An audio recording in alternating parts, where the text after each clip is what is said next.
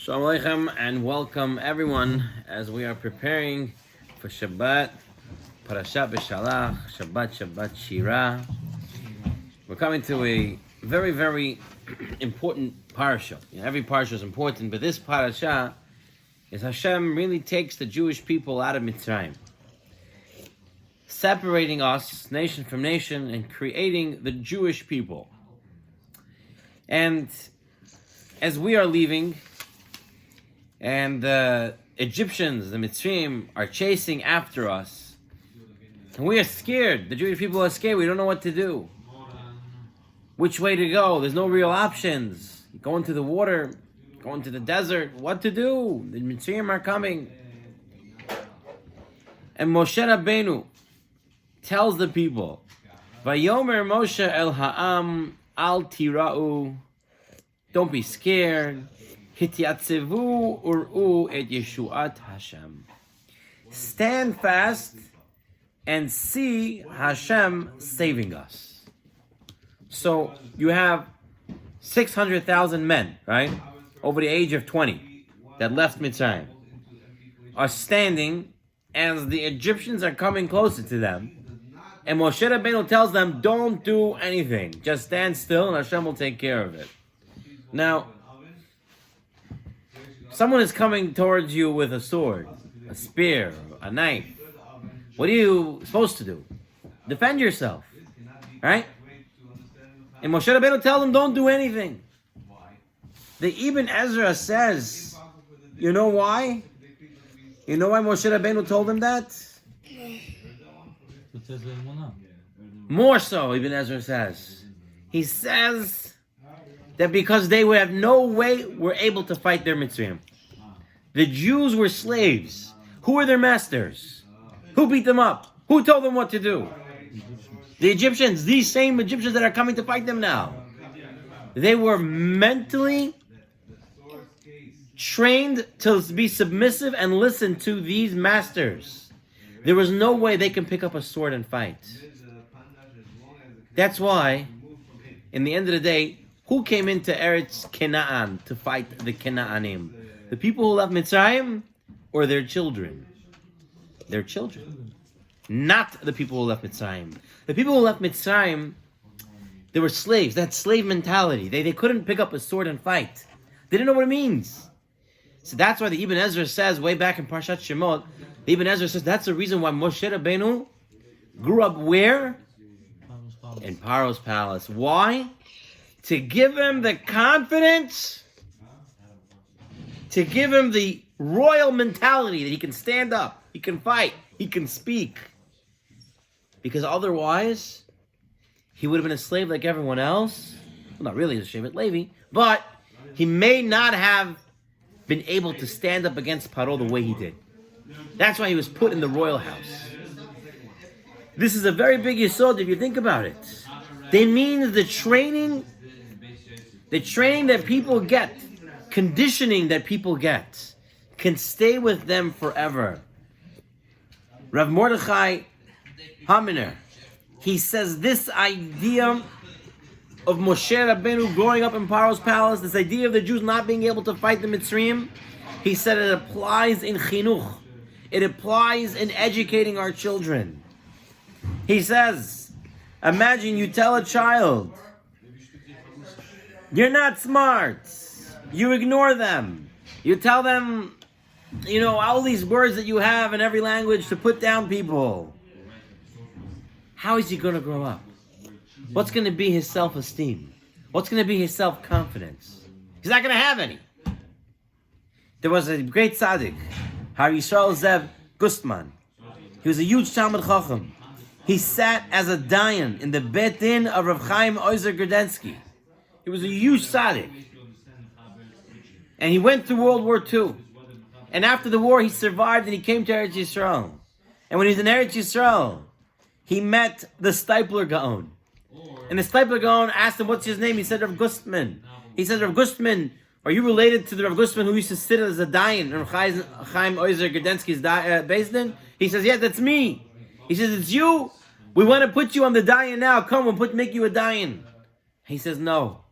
Yeshiva after yeshiva came to him and said, "We'll make you Rosh Yeshiva, we'll make you Mashgiach. Any job you want in the yeshiva, we want you there." And he said no. And they asked him, "Why not?" He says, "To be a dayan, to be a judge, to be a Rosh Yeshiva, you have to have dignity. You have to have confidence. And after what the Nazis in Yamach Shemam did to me," he said, "I lost my dignity. I lost my self-respect. I lost my self-confidence. I cannot be a Rosh Yeshiva. I cannot be a dayan. I don't have that ability anymore to do that. They took that away from me. That self-esteem, that self-confidence."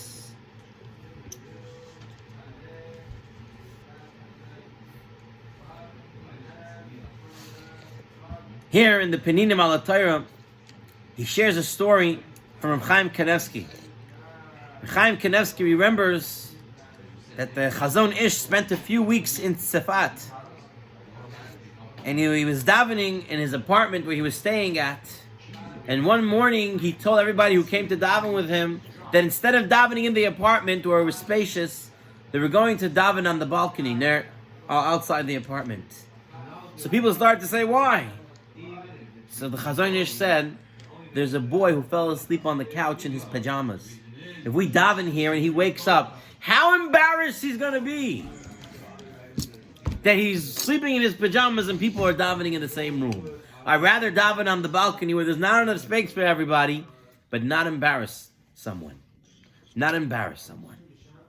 The Rosh Yeshiva of Parat Yosef, Harav Yehuda Adas Shlita, Yehuda Adas, he says, he once asked a child, a young boy, "It's coming Yom Kippur. What are you thinking about? What do you want to do tshuva for?" And he says, "I have to do a lot of tshuva." He says, "Why?" He says, "I'm a rasha. I'm the worst of the worst. This kid's like 10 years old. And he's saying, I'm the worst of the worst, this terrible person." So the Rosh Yeshiva asks him, "Why do you say such a thing?" He says, "Because my father always tells me this. My father always tells me I'm the worst of the worst, so that's what I'm thinking." The Rosh Yeshiva, he says, he was once walking down the street in Eretz Yisrael, and he hears a woman screaming out of the apartment, and she's screaming to her child, and she's saying to this child, "What will be with you? You're a rasha. You're worthless." And he sees it's a 5-year-old boy that she's screaming at. He couldn't believe it. Imagine you saying such things to a 5-year-old boy. What's going to be? You know, Lahavdil, there's a famous person in the world. You might have heard of him, Thomas Edison. Right? Thomas Edison. The light bulbs. He invented the light bulbs. Right? Famous man. Took him over 2,000 tries to make the light bulb. When someone told him, "Don't you feel like you wasted so much time making light bulbs?" He said, "No, I figured out 2,000 ways of not to make a light bulb, and then I finally found the right way. It takes time and effort to make something." But when he was a child, the story goes, now the facts of the story is a little bit off, but the truth is still there. The concept of the idea of the story is true. He was sent home with a letter from school as a young boy. And he told his mother, "My teacher gave me this letter. What does it say?" The mother reads the letter, and she tells her son, "Your teacher wrote, your son is a genius. This school is too small for him and doesn't have any good enough teachers to train him. Please keep him home and teach him." What happens? He says, "That's what happened. My mother kept me at home, and he became an inventor." The whole world today, without Thomas Edison, you won't have light the way we have light. And when his mother died, and he was emptying out the house, he found in the closet the letter that the teacher sent, that his mother read to him. And this time he read it for himself. And the letter said, "Your son is mentally deficient. It's not completely there. We cannot let him back to school. He is expelled." And instead of saying that, the mother switched it to say that you're a genius. And he said, "My mother took a mentally deficient child and turned him into the genius of the century by just giving him self-confidence. giving him his self-esteem. Just a few words can change everything. Here in the Peninim al Torah, he ends off with a story. There was a Sheva Brachot of a young man. He was getting married. He got married, and he was during the Sheva Brachot week. And the grandfather got up to speak. And the grandfather says, I want to tell you about something that happened in Europe when I was a little boy. We had a cheder, we had a yeshiva. And there was a young man in the yeshiva, a young boy in the yeshiva, a young kid. And he used to make pranks and jokes and lots of trouble. And the teachers would complain. And the parents were told over and over again. And one day, during Shaharit, it was a Thursday morning, and they came to open the Aron HaKodesh. And they opened the Aron, and out jumps a goat. Someone put a goat inside the Aron HaKodesh. It didn't take long for anyone to figure out that it was this little troublemaker who put the goat inside. And that was it. That was the final straw.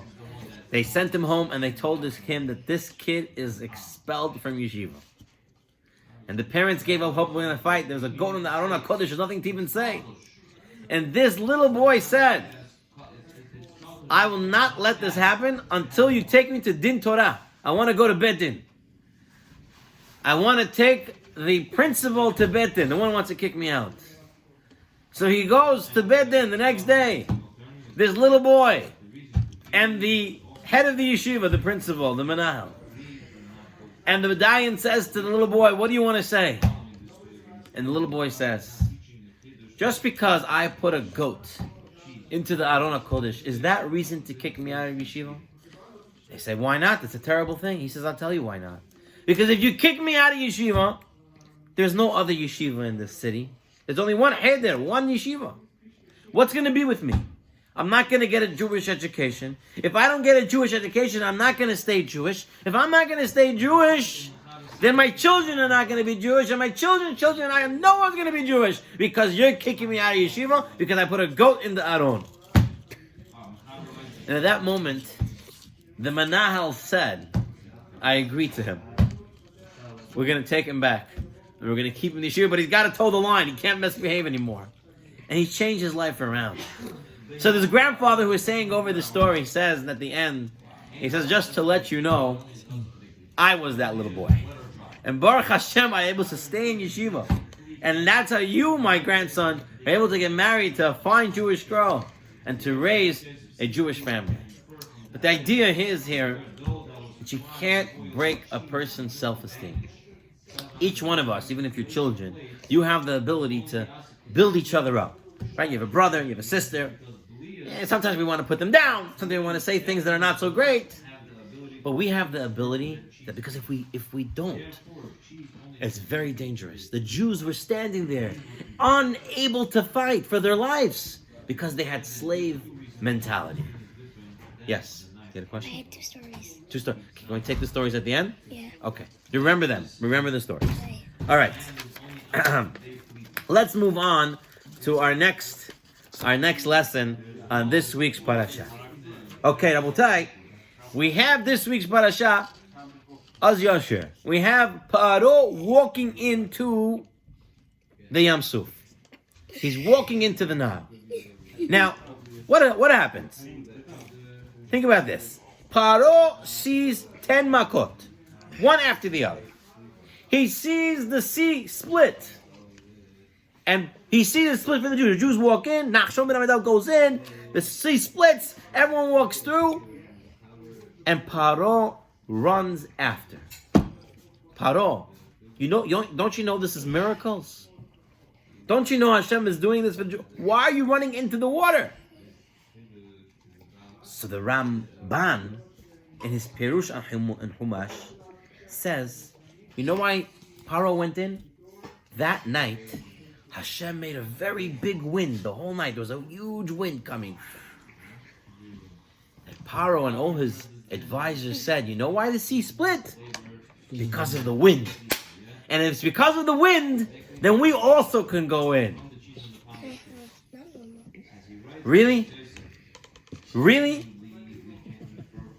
You know all the miracles were happening. You know you never saw wind open the sea.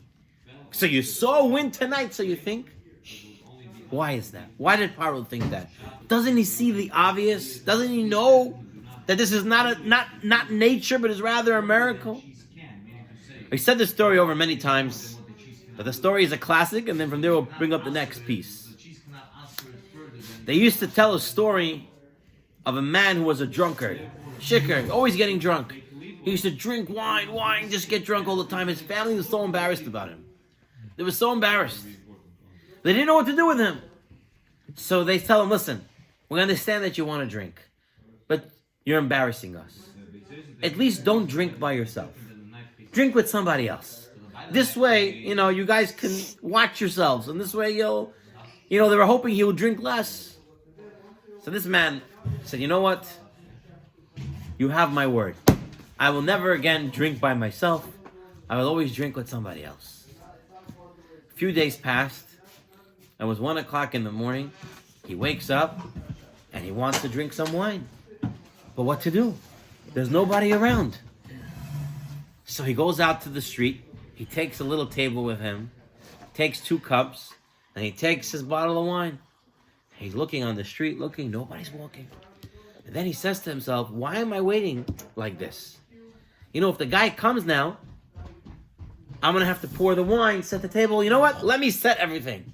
He sets the table, puts the 2 cups, says, well, I'm waiting anyway. Let me pour the wine. He pours the wine in 2 cups, and now he's waiting. He's looking, nobody's coming.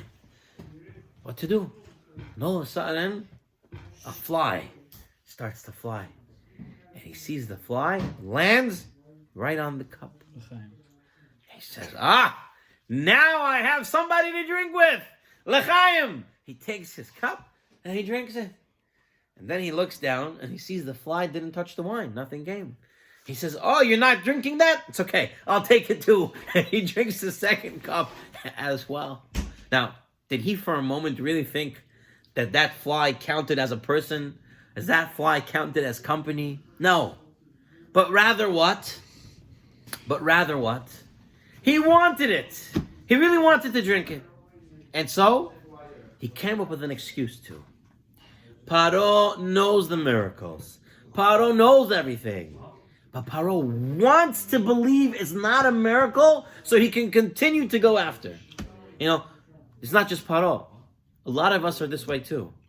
Sometimes the facts are staring us in the face. Don't do this. Not good for you. Don't go there. But we want to believe it's okay. So we'll rationalize and come up with ideas and come up with all sorts of ways. Okay? And then we go and we do it and we realize, oops, well, what a big mistake. We shouldn't have done it. Why? Because we wanted to believe that. All right? So we went and we did it. So if Paro, after all these makot, Paro, after all this, he doesn't believe, he doesn't understand that it's miracles, how about us? How do we change? How do we, who saw so much, after 9/11, the Twin Towers fell, everybody said, the world is never going to be the same. Everything's going to change. Nothing changed. What? How many years later? Everybody's going on the same way. Everyone's only doing the same thing. You meet people who went through a miracle, who survived. Maybe the first week, 2 3 weeks, first year maybe. And afterwards, life goes back. So how do you keep it? Paro obviously couldn't.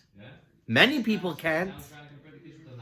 What's the secret to real change? The Navi tells us a story. There was a Navi who came to Bet El, and he found Yeravam ben Navat offering sacrifices on the altar, on the golden calf. Remember Yeravam ben Navat? He split from the southern kingdom. He put up 2 golden calves. He said, this was your gods. And Yeravam himself, who was a huge Talmid Chacham beforehand, was serving them. This Navi comes, and he tells him that a son would be born to the house of David by the name of Yoshiyahu, and who would take all the Kohanim of the Baal, of the Avodah Zarah, and burned them. And burned Yeravim himself. And as a proof to his nevuah, he said the mizbeach that he was going to bring up, these Karbanot Avodah Zarah, was going to split. What does Yeravim do at this moment? Yeravim screams to his servants, catch him, seize him, take him. What happens to Yeravim when he does that? His hand becomes stiff.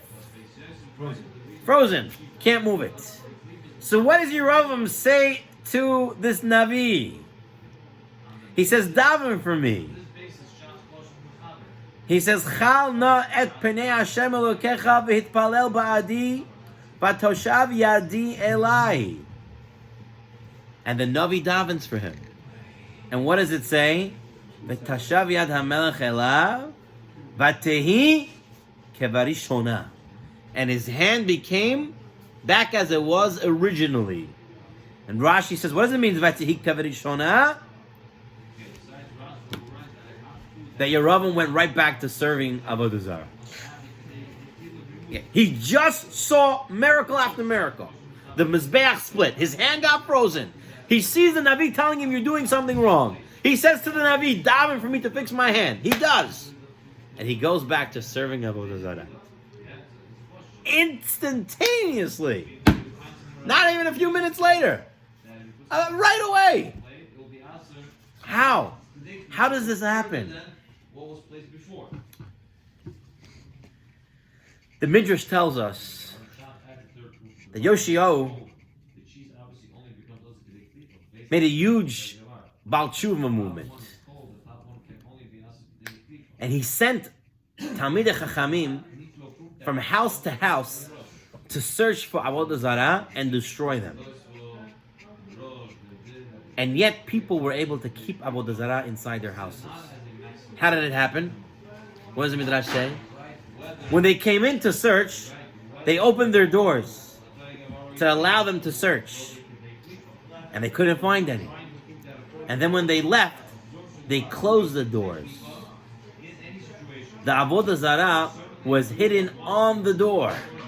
So when they opened the door, they couldn't see the Avodah Zarah anymore. So the Talmidei Chacham were looking everywhere. No. And then, when they closed the door and they left, the Avodah Zarah was back in the house. Harav Galinsky, Yaakov Galinsky, Zecher Tzadik Lebracha, says, he says, when I learned this Midrash, it made me think. This is exactly how everybody acts. We go to shul, we go to the shiur, we go to the lecture, and you hear, they're giving you musar, everything's great. We open our hearts, the doors are open. But then as soon as we leave, we shut the doors, and everything goes back to regular. We're not keeping those doors open. Listen to what Rabbeinu Yonah says in Pirkei Avot. Im ha'adam lo'orer nafsho, ma yo'lehu ha'musarim. He says, if a person doesn't wake himself up, all the musar, all the miracles, anything that happens, anything that shows in the right way, is going to do nothing for him. Ki al pi shenichnasim belibo b'yom shamo yishakechem ha'yetzer v'ayverem belibo. The yetzer hara will make him forget it immediately. The point is, Moshe Rabbeinu, when he's fighting against Amalek, what does he do? He picks up his hands. What? His hands make us win? So the Mishnah asks this question, right? The Mishnah says, does it make us win or lose? We had to tell us, when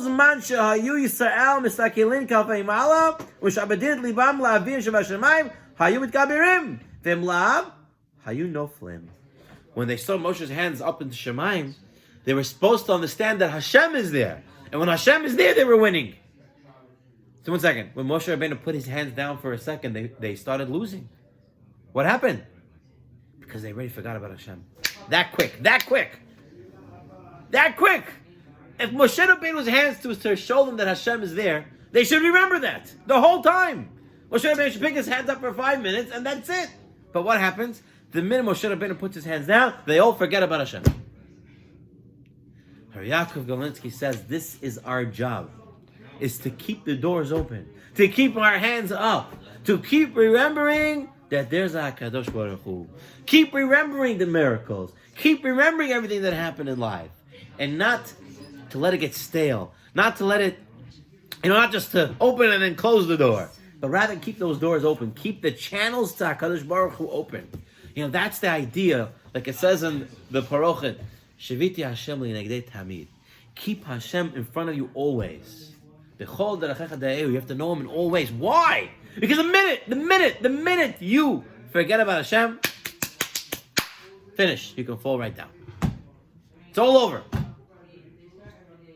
And instantaneously, just like Paro didn't remember the miracles, just like the people, so Moshe's hands up, down, just like Yeravam, just like the people in the time Yoshio. You need that connection open 24/7. You need good cell reception everywhere. Right? Everyone wants to get the good Verizon or whatever company that has good cell. Anywhere I go, I have cell reception. That's the type of reception you need with HaKadosh Baruch Hu. At all times, to be connected.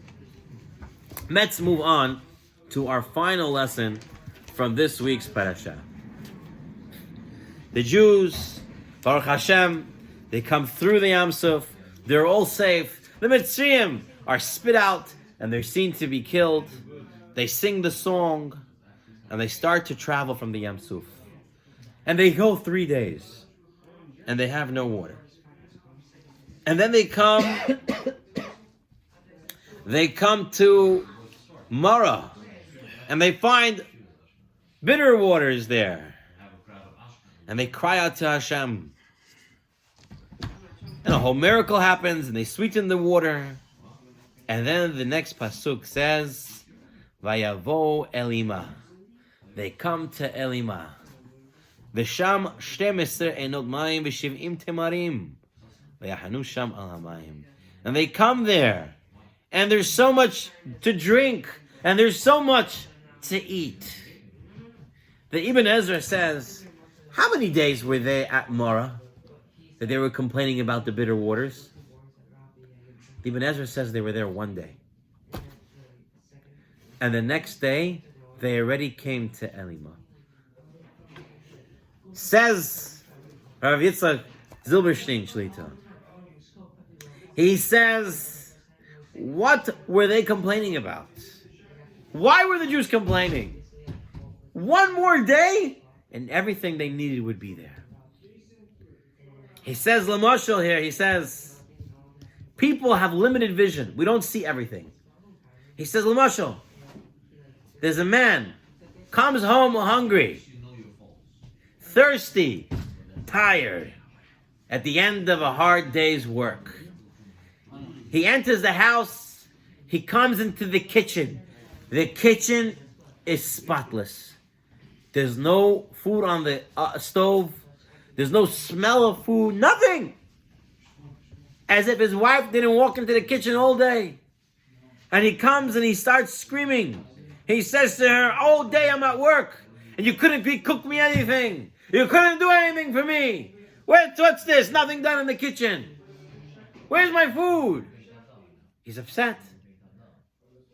And then, before he even finishes screaming, he walks through the kitchen and into the dining room, and sitting on the table is his favorite dinner already prepared. His wife cooked the food and cleaned it already, and he all the pots and dishes, and he sees nothing in the kitchen. He starts screaming. Meanwhile, his food's already sitting at his place. It's the same idea, he says, Rav Zilberstein. He says we act the same way towards Hashem. We complain to Hashem. Why this? Why that? What? Do you know what's coming tomorrow? Do you know what I have prepared for you? Who knows? We have limited vision. Our eyes can only see so much. There's a story told about a shamish of a certain Hasidic Rebbe. He was very poor. And he was a very good shamish. He helped them always. And so the Hasidim decided, you know what, Rebbe? We don't want you to see your shamish poor. We want to see him living a respectful life. He works for the Rebbe. So they collected a lot of money over a long time. And they gave it to the Rebbe. And they told the Rebbe, give it to your Shamish so he can live respectfully. So the Rebbe took the money and he left it on his table in the office. And it was a big amount of money. And the Shamish walks in and he sees a huge amount of money. And his Yetzer Hara gets the better of him. And he steals the money. And he walks out with the money.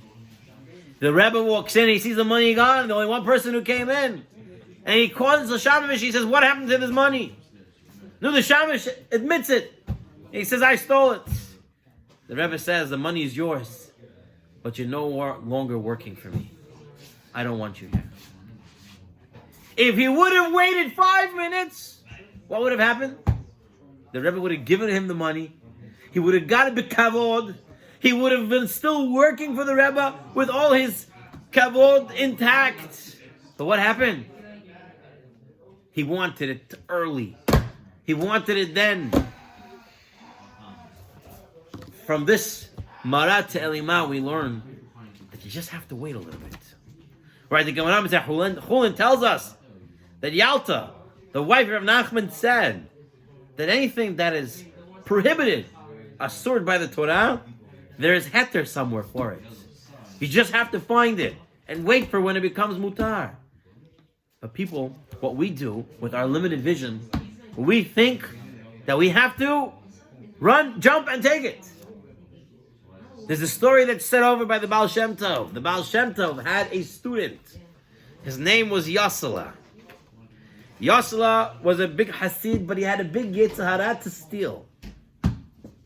He always wanted to steal. He controlled himself. But one day, he found out that there was a Jewish girl who lived at the outskirts of town, and her parents recently died, and they were millionaires. And she lived alone with a security guard to watch the mansion, and he figured that would be an easy place to get. And so he targeted that house. And one night, he shows up at the house, and the security guard is sleeping in front of the mansion. So he simply sneaks in through the window. Within minutes, he finds the safe. He's a very good crook, a thief. Within minutes, he has the safe open and staring him in the face. Diamonds, gold, silver, jewelry of all kinds of all sorts. And he's about to take it and put it into his bag. And he says, you know what? He starts to think, and he says, but the Gemara tells us, Mezonotav shel Adam. The mezonot of a person is parnasah, comes from Hashem, from Rosh Hashanah to Rosh Hashanah. Why am I stealing? And he had hurei tshuva, thoughts of tshuva, closed the safe, ran out the window, and came back home. The next morning, he goes back to his Rebbe, the Baal Shem Tov. And the Baal Shem Tov calls him and says, Yosel, come here, come here. And the Yosel doesn't know what's going on. So the Baal Shem Tov saw Beruach HaKodesh where he was last night and what happened. And the Baal Shem Tov says to him, Yosel, I have a shidduch for you. You know Sarah the Yisoma, that girl who lost her parents? I think you would make a good shidduch. And he goes out with her. And with a limited amount of time, they get married. The whole mansion, the house, the jewelries, everything now was his. Not only was it his, he was married. B'kavod, he was able to have children. Because he held himself back. He didn't give in to his yetzer to take it when it was asur, but rather he held himself back. You know, that's really the theme of this parasha. If you think about it, the Jews are at the Yam Suf, and the whole night they're waiting for the sea to split. And we always say that parnasah is kasher, it's hard in Kriyat Yam Suf. Shidduchim is as hard as Kriyat Yam Suf. The question is, what's so hard about Kriyat Yam Suf? What's so hard about it? Split it! Hashem can split anything. Hashem can make a miracle anytime. So what's so hard? So Chaim Shmulevis, Echatzadik the Bracha, or Sheshiva of the Mir. Rishol Belsky, Echatzadik the Bracha, Sheshiva Torah Vadat. They say, they come with two different approaches, but they say the same idea in the end. And the idea is, you know what was the hardest part of Kriyat Yam Suf? Was for the Jews to believe that it could happen. Hashem was waiting for the Jews to believe that Hashem can make the miracles. That's after they saw 10 other miracles. Okay? They saw 10 or 50 or 200, right? How many miracles they saw? And they needed to believe it. Nachshon went and showed that he believed it. And finally the water split. The same thing is with Parnassah. Hashem is ready to give it to you, Rabelsky says. It's right there for you. But people think they have to steal, cheat, lie to get it. People say, in my profession, if you don't steal, you're not going to make it. You can't. You have to do it. Hashem wants to give you the beracha. It's open, but your stealing is closing it. The man itself. What was the man? That was the same idea with the man. This week's parasha also. What's the man? The man is you can't keep it to tomorrow because Hashem takes care of everything you need every single day. The man falls from Shemayim. This is what it is, Rabotai. That we have to understand that it comes from Hashem. But if Hashem wants you to have it, you'll have it. You don't have to do all sorts of shtick for it. You have to do hishtaldut. You have to do something. Right? The Chazon Ish said, what do you have to do? You have to do normal hishtaldut. What's expected? Whatever, you have to go to the store, open it up, you have to go to work and work, that's it. He says you're not allowed to do outlandish hishtaldut. You're not allowed to go out crazy to do things, to make things happen. You're not allowed. At that point, you don't have emunah in it anymore. You're not believing in Hashem. To do outlandish things is already past it. You got to go to college, that's what you have to do. You have to go to work, you have to do, but normal things, anything outside of normal, you don't have emunah in Hashem anymore. Some people, when it comes to shidduchim, and we'll end with this idea, but when some people, when it comes to shidduchim, they think they have to do all sorts of tricks. Trick this person, talk like this, make like this. Also when it comes to money, they think they have to trick, steal, lie, do this, do that. What?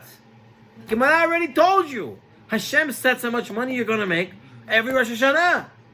Hashem's going to give you. And you're running around doing crazy things? Why? For who? For what? This is the idea that we have to come out with. Just to quickly review the 3 lessons that we have from this week's parasha. Lesson number 1. Lesson number 1 was the Jews couldn't fight because they had slave mentality. Our responsibility is to train ourselves, our children, our family members to have self-esteem, to have self-confidence, to have a royal mentality, able to stand up for themselves, able to talk, able to take initiative, able to do things. Our second lesson on this week's parasha was that in order for miracles to take effect and for us to understand the musar, the rebuke, the shir, the lecture, we have to keep our doors open. We have to keep our hands up. We have to keep the connection to Hashem at all times. And what else did we learn? Our last lesson, which is all connected. The lesson that just wait for tomorrow. Just wait for HaKadosh Baruch Hu to help you. Daven to Hashem. Learn, stay connected to Hashem, and everything you're supposed to get will come. You have to do your responsibility, your job. But normally, don't go over crazy about it. And may HaKadosh Baruch Hu give us a zechut that we should apply these lessons to our life at all times. And Hashem should give us Mashiach Tzidkeinu B'Yameinu Amen. We should always be able to see the Yeshuot, Nehamot, Refuot everybody needs. And we should be to many, many good years. Az Yashir Moshe, as they sang. Be'ezrat Hashem, Az, we're going to sing again in the future. With Mashiach Tzidkeinu. Shabbat Shalom L'kulam.